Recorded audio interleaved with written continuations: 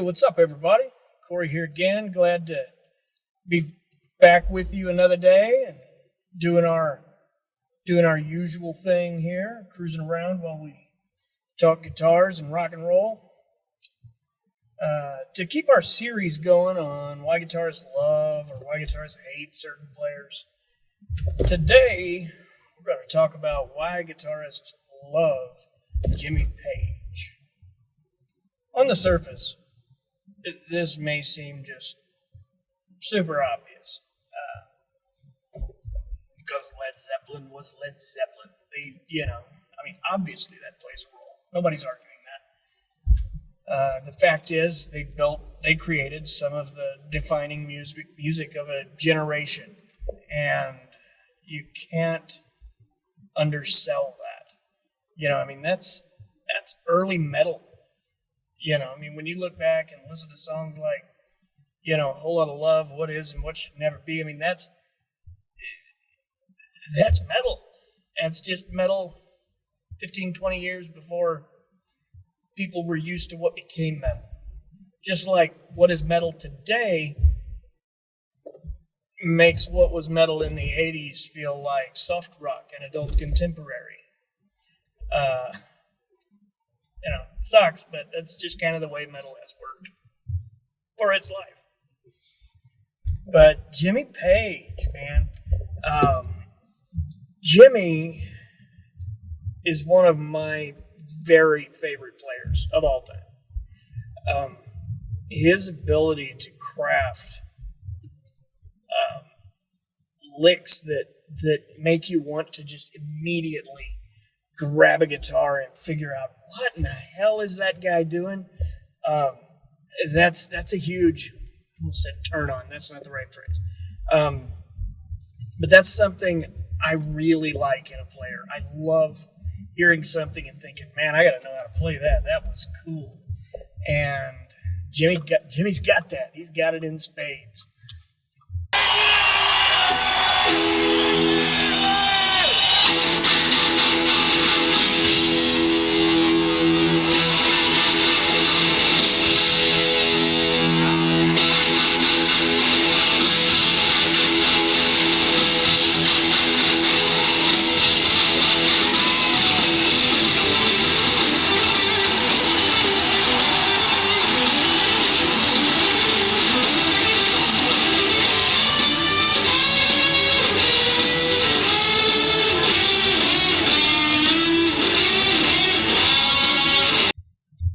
As a little kid, it was Stairway to Heaven's first Led Zeppelin song I remembered, but I fell in love with rock and roll. Rock and roll's another one.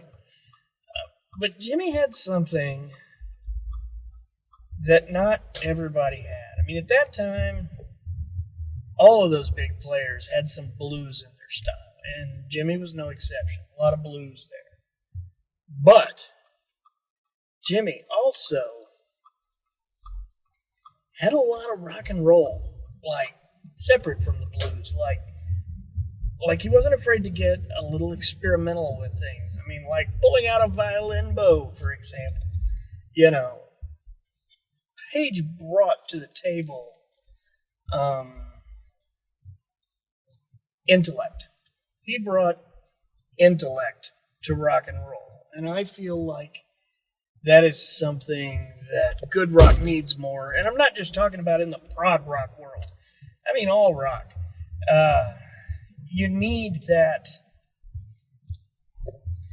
ability to not just write and craft a lick or a memorable solo, but the ability to arrange all of that in a way that makes sense. And I always go to What Is and What Should Never Be as an example of Led Zeppelin 2, 3, 2. I'm going to have to look that up. I can't believe I can't just recall it. But the reason I always go back to What Is and What Should Never Be is because it's like genre bending.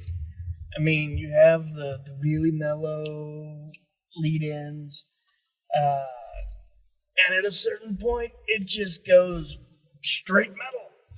And then you've got that whole stereo switching guitar parts. That was pretty badass, especially for its day when hi-fi was new. I remember my dad telling me about listening to that in the car for the first time, being like, whoa, because, there was a period where it was just mono. So stereo was cool stuff. But some of those songs, the way they're put together is brilliant. That song, Stairway to Heaven. If you want to know where Stairway to Heaven's fame comes from, I mean, it's the arrangement. It's a song that builds for 7 minutes, I think that's right. And it goes from just the softest song to straight hard out rocking, and it just gets there in little steps throughout the whole thing. It just gets a little more intense and a little more intense and a little more intense. But the real beauty comes at the last few seconds, where it drops right back down to the bottom where it was in the beginning. And those kind of shifts, those kind of changes in emotion when playing, when arranging music, those elicit something from the listener. They can stop your emotion in its tracks. They can make you. I still to this day, I'm not a Limp Bizkit fan, but if I hear break stuff, I'm ready to throw hands wherever I am. I don't. I'm actually a big softie, but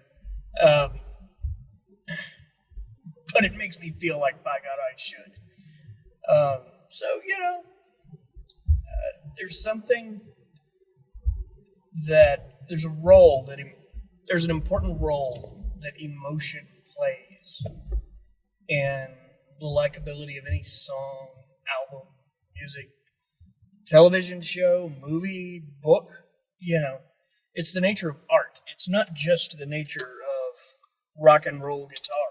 Just because I choose to focus on rock and roll guitar doesn't mean I don't understand that. I mean, there are people for whom paintings make them emotional. The same with theater and film. I mean, I cry at movies. It's a thing. I wish I didn't. My wife mocks me for it, but it's all good. If we're at a wedding, I will be the first to break down. That's just how it goes. But as artists, anybody whether you're in music or you're a writer or a filmmaker, you do that because you know that emotion. You've experienced that emotion. You feel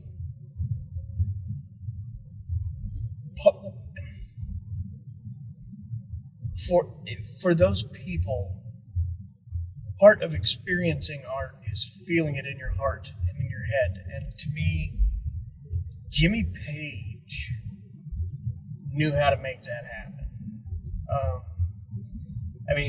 Led Zeppelin's heyday, they were still around when I was born, but their heyday was 12, 13 years before I was even born. So for me, as a teenager, to feel that resonation from them, and as not just a teenager, but a kid, a preteen for that matter, to be able to feel that connection, it's something special. Not everybody has it. There can be songs on the radio that are good songs, great songs. They can make the top 40. They can sit at number 1. But you bet your ass, if they don't elicit that feeling that Page combined with Robert Plant and Bonham and Entwistle, oh my God, not Entwistle, John Paul Jones, sorry, but that sound and feel that they can create in you together is what makes them great. And the fact is, as a guitarist, there's nothing I want more than to listen to music that makes me want to grab a guitar and see, can I do that? Can I figure that out? And as much as anything, it's not so much about learning a new song as it is finding out if you can do just a little bit of what your hero does. And I take great pride anytime I figure out a Jimmy Page part, Whole Lotta Love's a good example. When I hear that, that's one of my favorites to just sit down and play. I love the solo where it's blasting through all these little triplets and things, but it's with all these hard stops back and forth. So to be able to play that song is always something special to me. It's always like, there's a little bit of what Jimmy did. You may not be Jimmy, but you captured just enough Jimmy to feel good about yourself. And players who can bring that to the table will always have a fun place in the hearts of guitarists. And Jimmy is sitting way up high on that mountain. If he's not the top, he's sharing the top with a handful of other fellas. So, all in all, though, that's it for today. Please, let's chat. Tell me what Jimmy meant to you. Do you love him? Do you hate him? I know there's a crowd of those guys out there, too. I know I've heard all the stories. Share them. Let's talk. I'm really enjoying these conversations we're having in the comments and stuff, so please keep it up.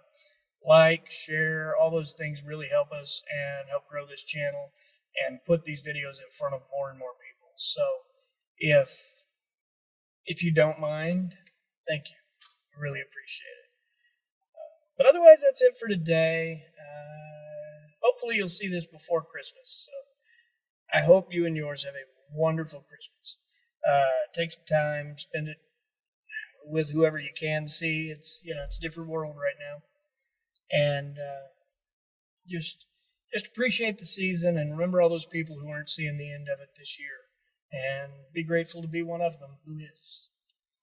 But that's it. We'll see you next time. Thanks, guys.